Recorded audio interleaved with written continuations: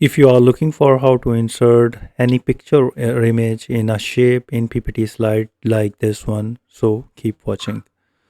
So first you need to go to the insert and click on the shapes and draw any shapes which you like. For example, I am drawing this shape, and now right click and go to the format shape, and on the right side you will see that there is a no fill and gradient fill and solid fill. You need to select the picture or texture, and now click on the insert and go to the from file and select the file which you like, and I'm selecting this one. Click insert, and here you can see that the picture is inserted in shape.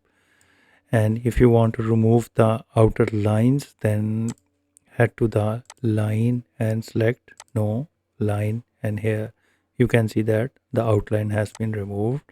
You can place it, and similarly go to insert and click on shapes and pick this type, uh, for example selecting this shape, insert it, and again go to the right click format shape and go to the picture, and now this time go to the insert, click insert and select any picture. For example, I'm selecting now this picture and click OK.